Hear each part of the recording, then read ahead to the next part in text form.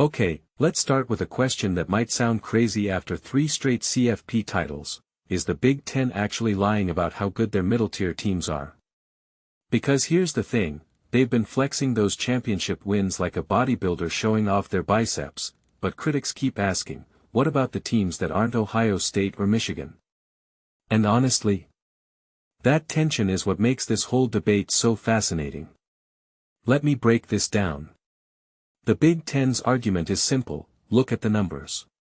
Last year, teams like Iowa and Illinois beat SEC opponents in bowls. Indiana straight up throttled Alabama. And in the last 2 years, they've won 8 out of 10 cross-conference games. But here's where it gets messy, the SEC points to rankings. Vanderbilt was ranked higher than Iowa last year, even though Iowa beat them. So who's right? Personally, I think this highlights a bigger problem in college football, an obsession with labels over actual performance. Rankings are a narrative tool, not a fact sheet. And if you're judging a conference by its middle tier, you have to ask, do we care more about who's beating who on paper, or who's actually executing when the lights are on?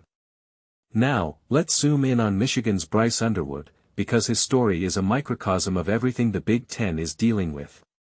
The kid was the #1 recruit, a generational nil deal, and all eyes were on him. But his freshman year? 11 TDs, 9 INTs. Coaches are saying, yeah, expectations were too high, but wait, if you're a top recruit, isn't the whole point to exceed expectations? Here's what I find fascinating, Underwood's response to pressure. He bowls to relax. Like, literally. He's got this Zen thing going where he's comparing football focus to a perfect strike. That's either genius or delusional, and I can't decide which.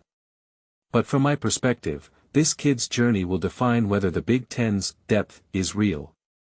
If he turns into a Burrow-level star, suddenly Michigan's not just a blue blood with hype, they're a machine. Then there's the scheduling drama. Ohio State's Ryan Day wants to overhaul the entire season timeline just to fix that layoff before the playoffs. And I'm thinking, dude, you're a top program, adapt or die. But wait, he's got a point. If you're sitting for weeks after the conference title, rust sets in. But here's the twist, is the Big Ten even going to have teams in the playoffs if they keep expanding?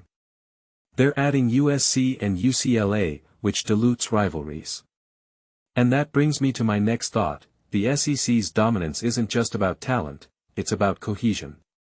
Their teams travel less, play more meaningful games earlier, and feed off that toughest conference hype. The Big Ten's middle tier might be solid, but do they have the same cultural grit? Let's end with a curveball, why are we even comparing the Big Ten and SEC? It's like arguing whether Marvel or DC is better, they're different universes. The Big Ten's strength is its volatility. A team like Illinois can rise from the ashes and shellac Alabama. But that same conference has programs like Nebraska flailing in chaos. That unpredictability is thrilling for fans, but terrifying for playoff committees. So here's my hot take, the Big Ten's middle tier isn't mediocre, it's just unpolished. And in a sport that loves Cinderella stories, maybe that's the point. What if their mediocrity is just the rust before the shine?